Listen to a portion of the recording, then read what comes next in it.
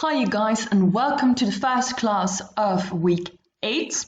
Normally you've already done a vocabulary exercise in your workbook and you've already done a reading comprehension exercise about extreme sports. Now we are going to do some grammar. Why are we still going to do some grammar? Because it's already late in the year and maybe you're wondering what's the use of this. Well, many of you have made the same mistakes in the reading portfolio. Mistakes against the adjectives and adverbs, so that you don't really know the difference between adjectives and adverbs, and that's what we are going to practice. Okay, so that's what we are going to talk about in this video. Good. First of all, I want to tell you something about the difference between adjectives and adverbs in general. It's kind of difficult to see the difference, but actually it looks kind of difficult to see the difference, but actually it's quite simple, because when you have an adverb, it usually ends in "ly." If you look at a form, an adjective and an adverb look quite alike, but the adverb ends in "ly," and an adjective doesn't do that usually, mostly. So if you have slow, that's an adjective. But then the adverb, you add "ly." For the adverb, you add "ly," so you have slowly. Also, adjectives and adverbs say something more about another word, and that other word can be quite important. An adjective says something more about a noun. For example, he drives a slow car. Slow is the adjective, says something more about the noun car. Can also say something more about a pronoun. She is intelligent. Intelligence says something more about she, about the girl. But an adverb says something more about a verb, an adjective, or another adverb. He spoke slowly. Slowly is an adverb, says something more about the way he speaks. Then this is incredibly heavy. Heavy is an adjective here. Incredibly says something more about heavy, so incredibly is the adverb. Then she sings extremely well. Well is an adverb because it says something about the way she sings. Extremely is also an adverb because it says something about well. That's in general, so that's some basic knowledge, and now we are going to look into this in more detail. First of all, the adjectives. How do you form an adjective? Well, you already know that. You study that in your vocabulary list, and that's just it. You don't need to know more about that. Important to know is that your adjective doesn't change in the plural form. If you put something into the plural, then you don't have a change in the adjective itself. So a young man, if you put that into the plural, then you get young men. The form of the adjective doesn't change.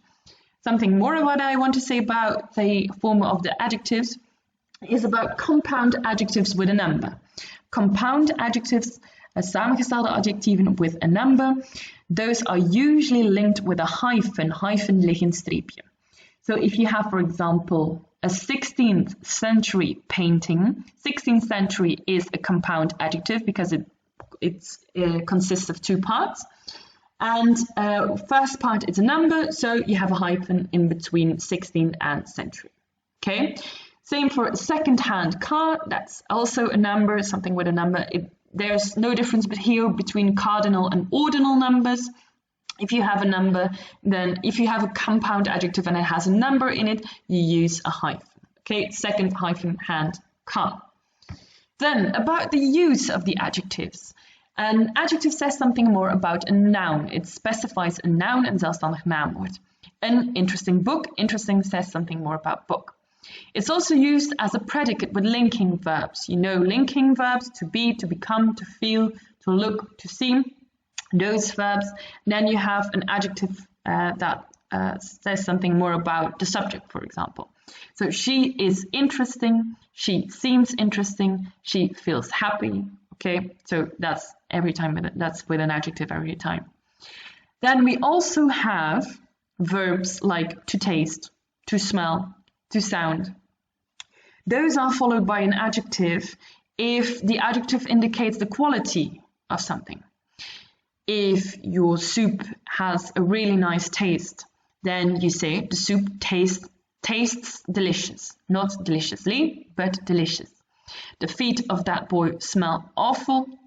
That's also, it says something about the quality. Okay, let's go to adverbs. How do you form an adverb? As you know, it's usually, regularly, the adjective plus ly. So slow, slowly. But there are some different forms as well.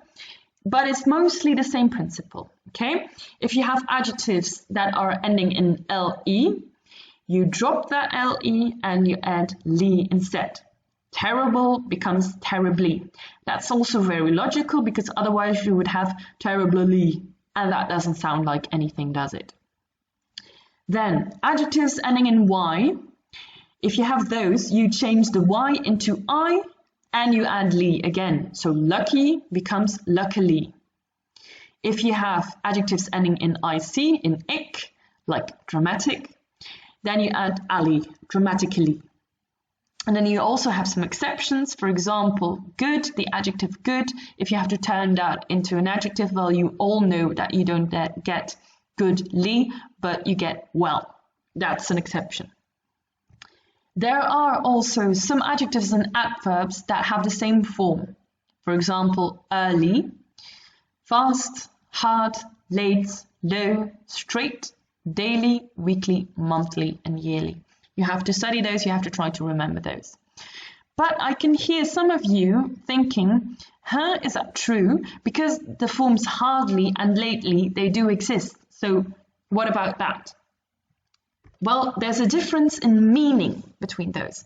If you have the adverb hard, he doesn't work hard, then that means something else than he hardly does any work. If you have he doesn't work hard, hard means hard in Dutch. If you say he hardly does any work, then hardly means nauwelijks. Difference in meaning.